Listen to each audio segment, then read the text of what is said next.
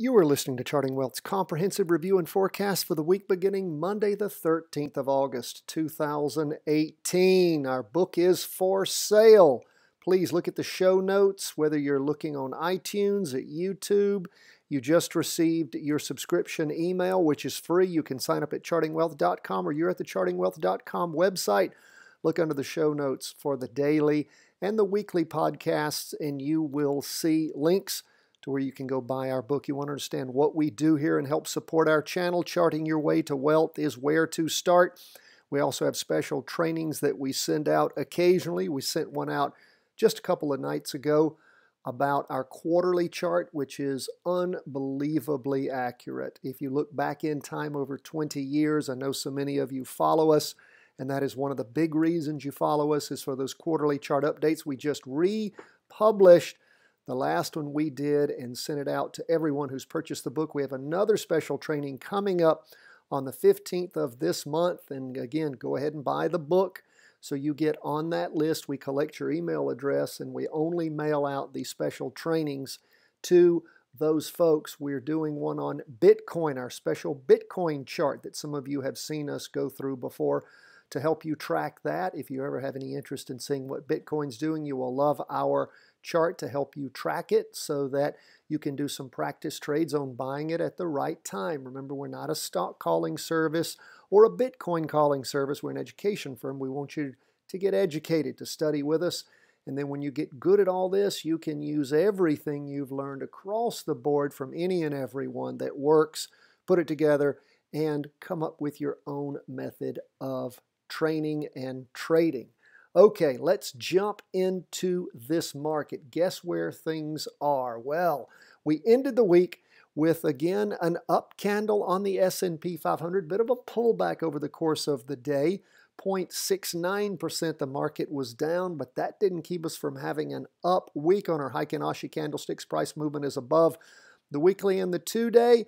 We've seen that the derivative oscillators continuing to gain upward momentum. Price percent oscillators fallen off a little bit, but again, an up candle with a wick on top. We go from the weekly to the two-day, and again, it's starting to pull back some. We see that we ended this latest two-day candle with a red spinning top, an open box spinning top, which means indecision tending down. Price movement, again, is still above the two-day and the weekly on that two-day chart.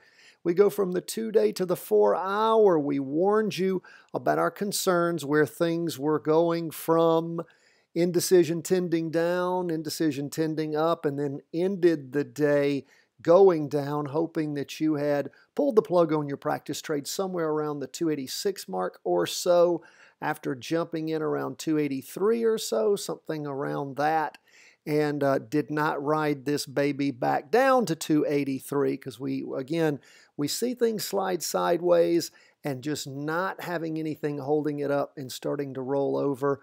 You've got to be cautious there. As we told you yesterday, we've seen things rotate over on the 4-hour chart in the morning going down and in the afternoon again, just down 0.69%, still above the two-day trend line. Doesn't mean you have to get out at all, but again, would like you to capture that $3 or so in about a day and a half, which is quite nice. Now, that's where we are as we end the day on the S&P 500. Again, still an up week. Still confirmed up on the two-day and the weekly. So let's watch and see how much this down pull is going to be as we start the new week. Now, the Qs was a little different because we haven't had a pullback there. What we see going on, well, let's explain that a little further. Still in a confirmed up move on the weekly. We have an up candle. The first one in the two prior weeks were down, and then a doji. We see the derivative oscillator almost flat, losing a little bit of energy. Price percent oscillator is almost flat. We do have a green up candle, but not as strong as the S&P 500. As we dig in a little deeper, we can see that we have a red spinning top, means indecision tending down, derivative oscillator gaining some downward momentum, and we do see the two-day trying to cross over again. In fact, technically it has crossed over. Remember our warnings because our derivative oscillator never went positive? Well, We had the crossover going up, very, very short-lived. We never had anything we could do with it, if you recall us saying so, because of where the 4-hour chart was and how weak that crossover was on the 2-day. Well, now it's crossed back over going down. What does that mean? Well, that's typically a good sign for continued downward movement since the crossover failed. What do we see happening on the 4-hour chart? It's trying to cross over going down. We never had a pullback to jump in. Could be a pullback underway as long as the 2-day, well, the 2-day did just cross over, however, going down. Let's not confuse ourselves with the 2-day trend line. So what we're seeing happen now is, unless there's a strong bounce back to pull the 2-day over, we're going to have to wait until the weekly and the 2-day move in the same direction. So we'll continue to keep our eye on things. Down movement in the morning and the afternoon. Derivative oscillators trying to go negative. We'll see how that pans out on Monday morning, and if we're going to see strong pullbacks in the market sustained over the course of the next week on both the Nasdaq 100, QQQ, and SPY, the Standard & Poor 500. Let's go from stocks to bonds. What do we see going on there? Bonds up for the day, 0.72%. Thought we might have a crossover going down, but that did not happen. In fact, what we've had is a green doji, means indecision tending up.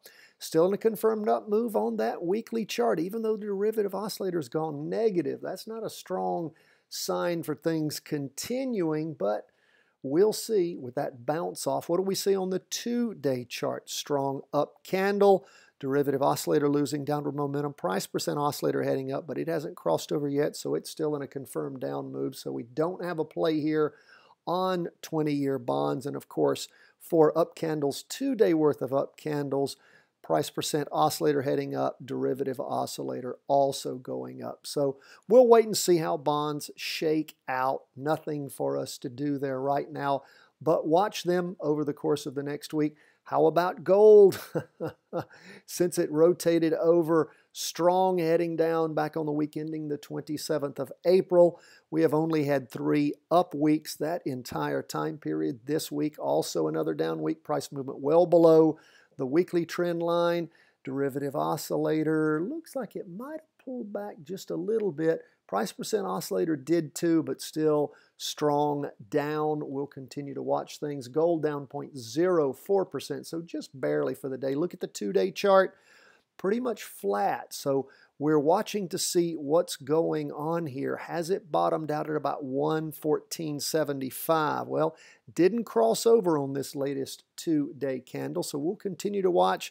We basically have a green spinning top, indecision tending up, derivative oscillators already flipped over.